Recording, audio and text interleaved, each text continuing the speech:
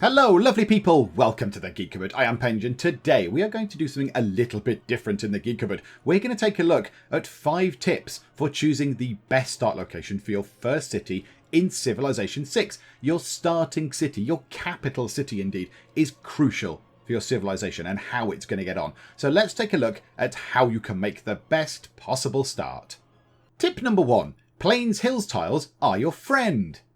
Plains Hills tiles are tremendous tiles to settle any city on, but they're even better for your starting city in particular because that's hopefully going to be around for the longest amount of time. Why are Plains Hills tiles so good? Because they offer extra production, which is very lovely. This is something I'd never realised until relatively recently, but when you settle a city in Civilization 6, it will always ensure the tile that the city is on is producing at least 2 food and 1 production. So if the tile you settled on doesn't offer any production at all, like a grassland tile for example, settling a city on it will grant it 1 production. The same goes for food. If you settled on a plains tile that would normally offer 1 food, the city will force that food yield up to 2. Plains Hills tiles normally provide a yield of 1 food and 2 production. So settling a city on that will up the food yield to 2, which is fine. That's what it does when a city's on there. But it doesn't need to touch the production yield. It leaves it alone. So that remains at 2. So from the moment you settle your city on a Plains Hill tile, you have 1 extra production helping you out for the whole entire game. If your game lasts 400 turns, that's an extra 400 production you've earned simply from settling a city on a Plains Hill tile. So as you can see, Plains Hills tiles are excellent for a starting location for that big production boost, but even though they are your friends, there's something even better. Tip number 2. Plains Hills tiles with a luxury on are your absolute very bestest friends forever.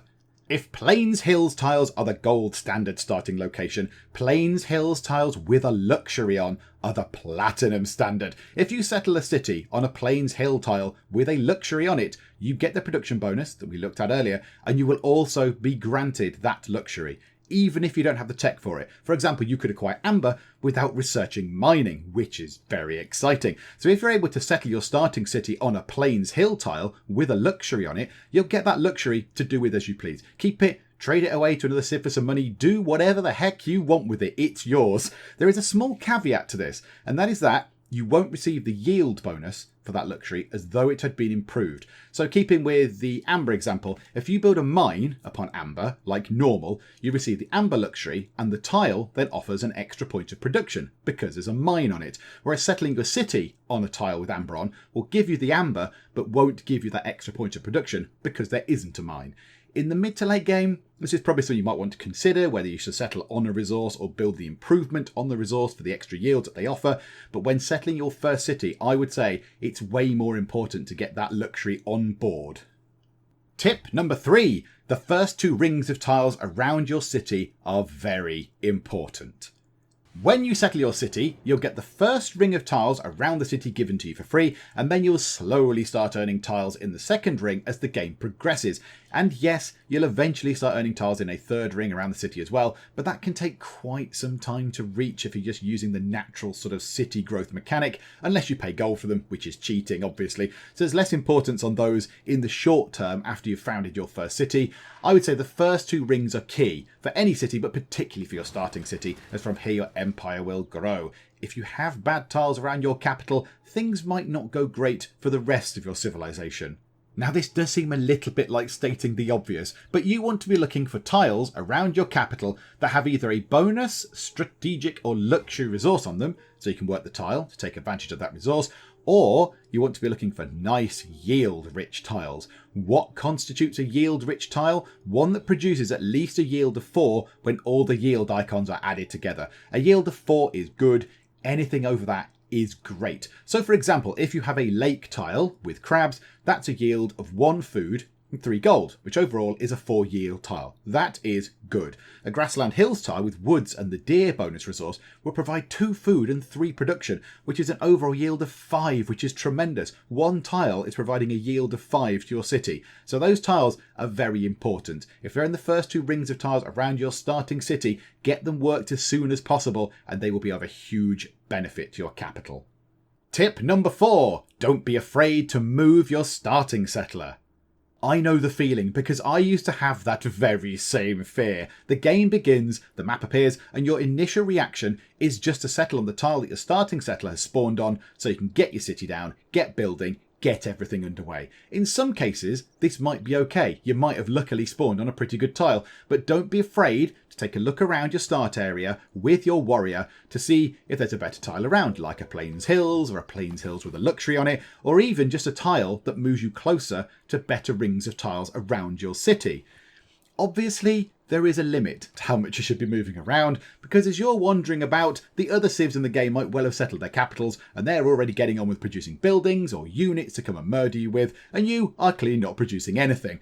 I'd say it's probably okay to take a couple of turns, 3 at the absolute maximum. If you've got your eye on a really fantastic starting location, 3 at the absolute maximum, 3 turns to settle your city. By turn 4, you want to have your city settled and down. Anything later than that and you're really giving yourself a big disadvantage against the other civs.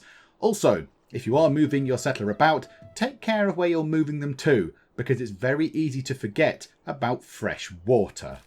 Tip number 5. Fresh water is key for growth.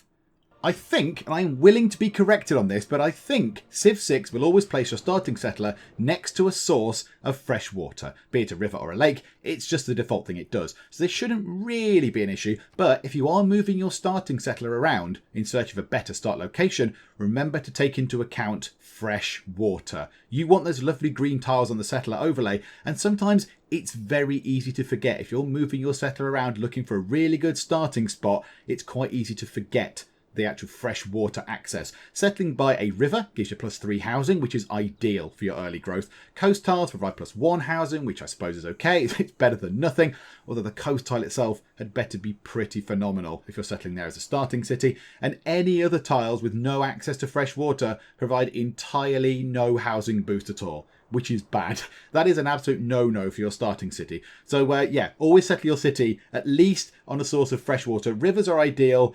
Rivers are good, coast is okay, anything else, no, not for your capital city. Other cities, yes, capital city, that is bad. So if you're moving your settler around, don't forget access to fresh water.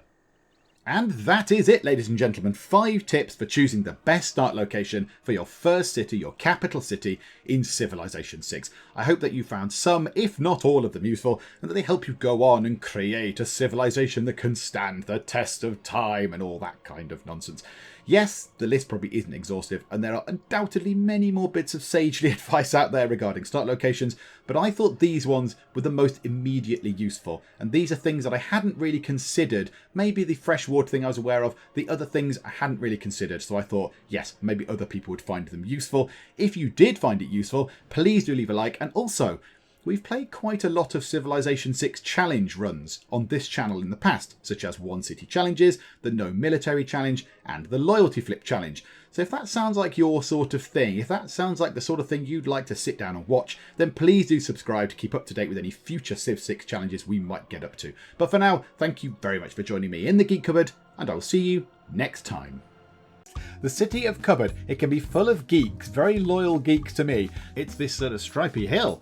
That's interesting. Oh, a stripy mountain. Sorry, I downgraded you to a hill. Just really irritate the Norwegians. Everyone had gold. People were lying on beds of gold. They were eating gold. They were trying to wash their hair with gold. There was gold literally everywhere in our empire.